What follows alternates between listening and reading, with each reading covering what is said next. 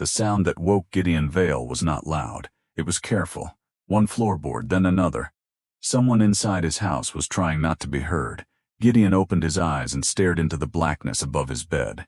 He had lived alone on that New Mexico ranch for 6 years. He knew the knock of the shutters, the scratch of mesquite against the roof, the way the kitchen door sighed when the night wind changed. This was none of those things. He reached for the oil lantern beside his bed, lit it low, and moved downstairs without putting on his boots. At the kitchen doorway, he stopped. A woman stood beside the table with his last loaf of bread in her hands. She was thin, dust-covered, and barefoot. Her long black hair had been braided once, but half of it had come loose around a face sharpened by hunger. Her dress was patched at both knees. One sleeve was torn almost to the shoulder. When the lantern light touched her, she froze. The bread slipped from her fingers. Gideon did not raise his voice. "Who are you?" The woman looked past him toward the back door. Then she ran. Gideon followed her across the yard, past the water trough, toward the old foaling barn. The moon was thin and the high desert wind carried dust through the lantern beam. She reached the barn first. By the time Gideon pushed through the door, she was on her knees in the hay, and she was not alone. A girl of perhaps 7 was holding a smaller boy against her chest. Both children were wrapped in a torn wool blanket. Their cheeks were hollow. Their eyes were too large for their faces. The woman moved in front of them. "Take me," she said. Her English was rough, but the meaning was clear. Not them. Gideon lifted the lantern higher. The boy stared at the loaf still tucked beneath the woman's arm. Not at Gideon. Not at the rifle hanging from the barn post, at the bread. That was the moment Gideon understood. This was not theft. This was the last thing a mother did before her children stopped waking up. He set the lantern on a crate. Then he turned his back on them and walked out. The woman's face collapsed. She thought he was going for a rope. Instead, Gideon returned with a pot of beans, a tin cup, and the rest of the milk from his icebox. "Feed them slowly," he said. "Too much at once will make them sick." She stared at him as if kindness were a language she no longer trusted. "My name is Gideon Vale," he said. "What is yours?" "Mara." He nodded toward the children. "My daughter, Lita. My son, Nico."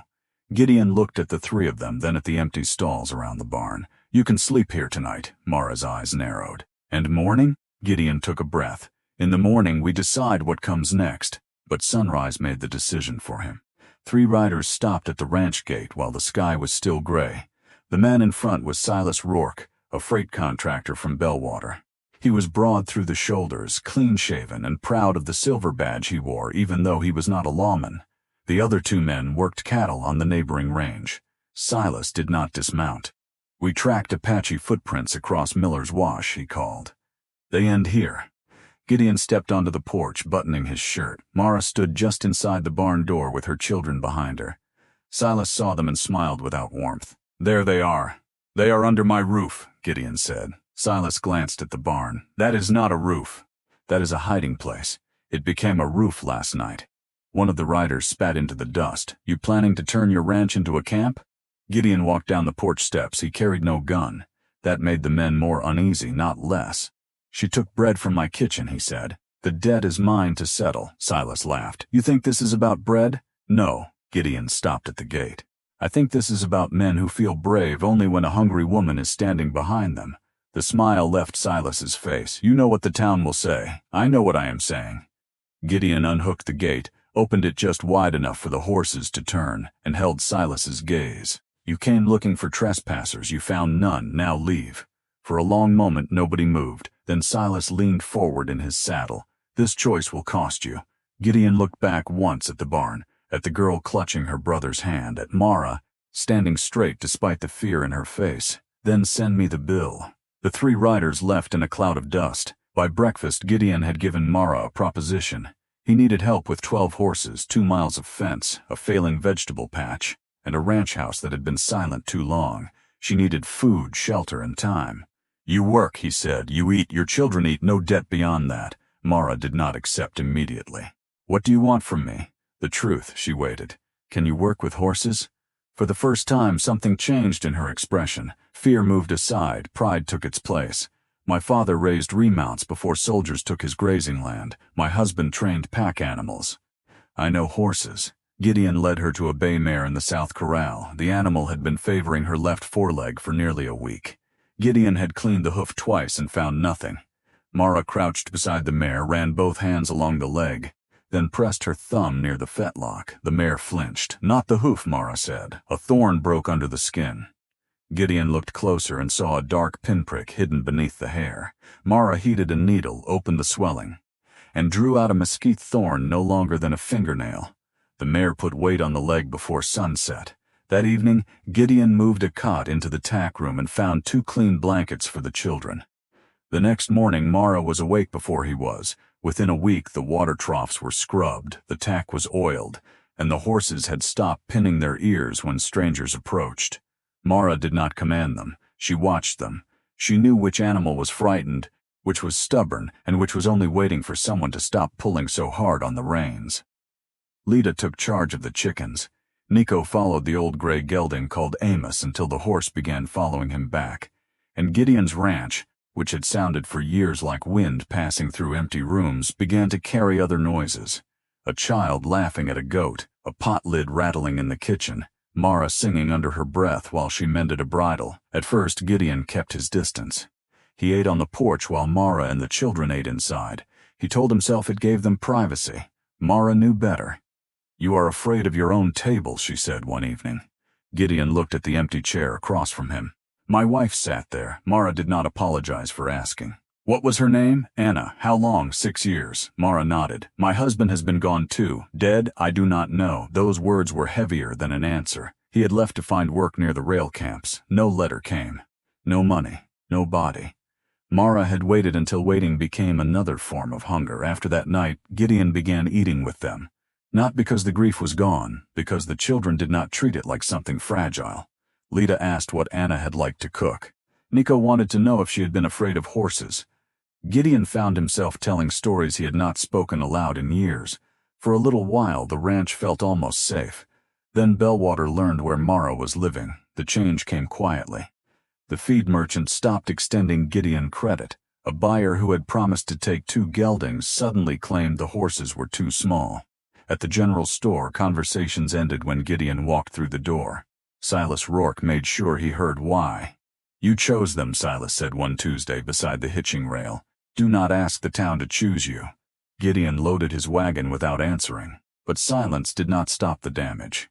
By the end of summer, he had 3 unsold horses, a stack of unpaid invoices, and barely enough flour to last through the first cold month. Mara saw the figures in his ledger. "You are losing the ranch because of us." "I was losing money before you came, not like this." Gideon closed the book. "The answer is still no. I have not asked a question. You were about to ask whether you should leave." Mara looked toward the yard where Lita was sketching a horse in the dust and Nico was trying to braid Amos's tail. "If we go, Bellwater will buy from you again. And if you go, Bellwater learns that 3 men at a gate can decide who belongs on my land." Mara's voice hardened. "This is not only your land, it is your life." Gideon stood. "And those are your children." Silence filled the room. He had not meant the words as an accusation, but Mara heard one. She left the house without another word. That night she packed their blankets. Before dawn, Lita woke Gideon by pounding on the front door. "Mama is gone." Gideon found Mara at the north fence, walking with a bundle over one shoulder and Nico sleeping against her back.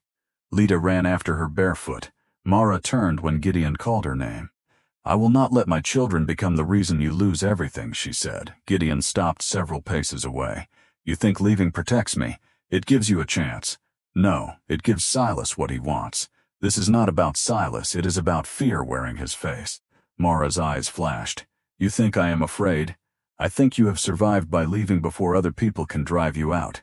The words struck harder than he intended. Mara stepped toward him. "And you have survived by keeping every door closed before anyone can leave you." Neither of them spoke. The wind moved through the dry grass between them. Gideon looked at Lita, trembling in her nightdress. At Nico, awake now, his arms locked around his mother's neck. Then he looked at Mara. "Stay until winter," he said. "If the ranch fails, it fails with the truth standing in the yard. Not because we hid from a lie." Mara's face softened, but only slightly. "And after winter you decide with a full stomach and a roof. Not on the road before sunrise." She came back. But Bellwater was not finished with them. 2 weeks later, Silas arrived with the same 2 riders and a paper folded in his coat. He claimed several horses Gideon was training had crossed onto neighboring land and damaged a fence. He demanded payment Gideon could not afford. The paper carried no official seal. The accusation carried plenty of witnesses. Silas knew exactly what he was doing. If Gideon paid, he would lose the winter feed money. If he refused, Silas would spread the story that an Apache woman had helped him steal grazing rights. The confrontation drew half a dozen townspeople to the ranch road.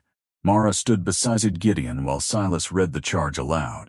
Then a sharp cry came from the freight wagon behind him. One of Silas's draft mares collapsed between the traces. The crowd broke apart. The mare thrashed in the dust, her belly swollen, foam at her mouth. Silas cursed and kicked free the harness. "Get a gun," one rider said. "She is done." Mara moved before Gideon could stop her. She knelt near the mare's head, watched the animal's eyes, then pressed an ear to the belly. "Not dying," she said. "Twisted gut. Get her standing." Silas grabbed Mara's wrist. "Do not touch my horse." The mare screamed again. Mara looked at him. "You can protect your pride, or you can protect the animal. Choose quickly." Something in her voice cut through the noise. Silas released her. For the next hour, Mara walked the mare in slow circles, kept her from rolling, and directed Gideon to prepare warm water and salt. She worked without drama, without mystery. She explained every step. When the mare finally passed the blockage and lowered her head to drink, the entire road had gone quiet. Silas stared at the animal, then at Mara. He folded the false paper and put it back into his coat. He did not apologize, but he left without asking for money. That should have changed everything. It did not. Prejudice rarely dies from one proof. It only loses one place to hide. Some people in Bellwater began bringing animals to Gideon's ranch after dark. A milk cow that would not eat, a mule with a split hoof, a colt that panicked whenever a rope touched its neck. They asked for Mara but avoided saying her name in public. She helped them anyway, not because the town deserved her, because the animals had done nothing wrong.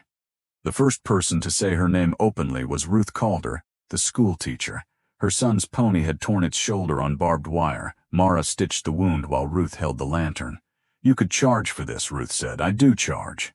Ruth looked surprised. Mara nodded toward a stack of school slates in the wagon. "Teach Lita to read. That bargain did more than money could have done." Twice a week, Ruth came to the ranch with books.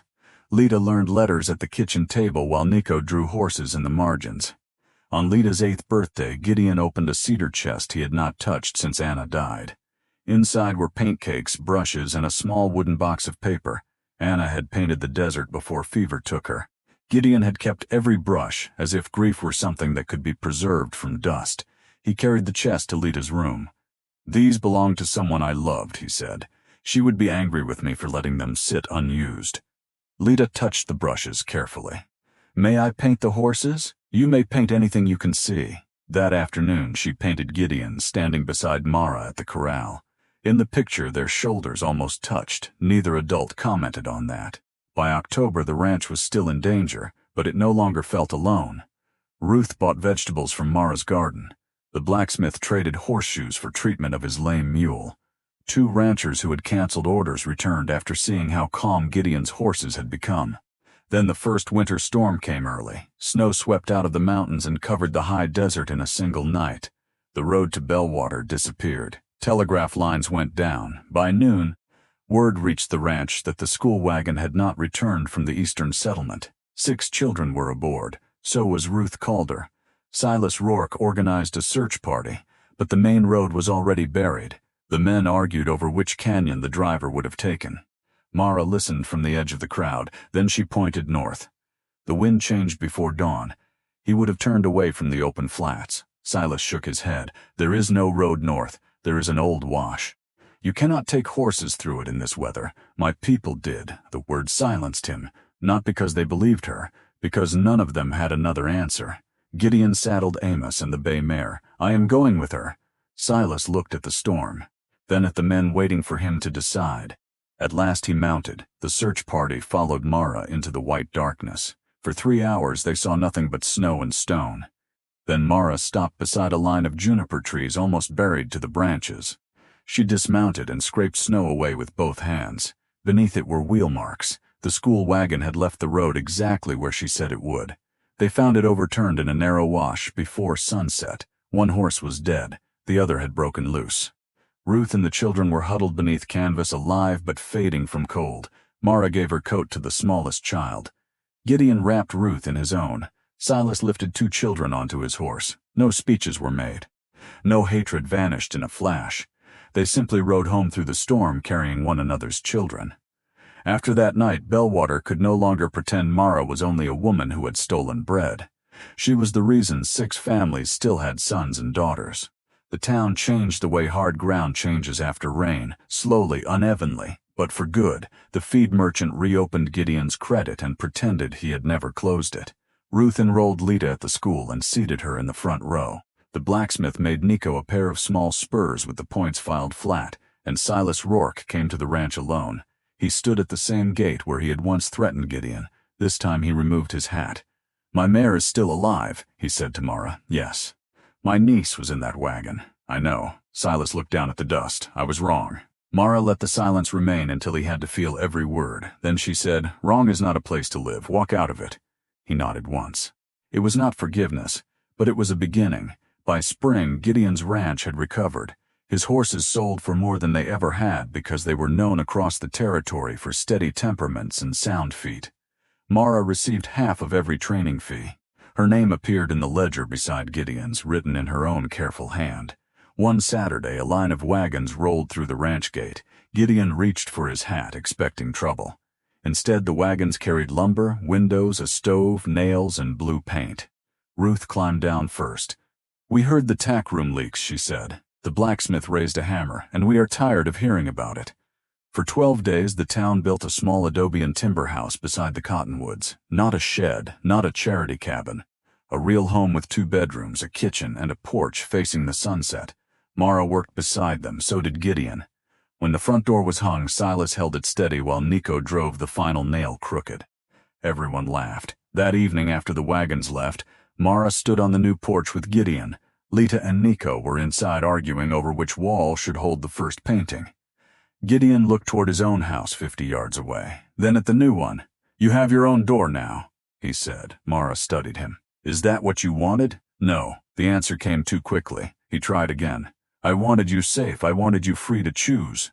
"And what do you choose?" Gideon looked at the kitchen window of his house, glowing alone in the dusk, then at Mara. "I choose not to eat at an empty table again." Mara's eyes softened. "That is not a proposal." "No." "Good." Gideon almost smiled. She stepped closer. "It is better inside." Lita called for them to come see the painting. Mara opened the door. Gideon followed. The first night she crossed his threshold, she carried stolen bread. By spring, the whole town was knocking on hers.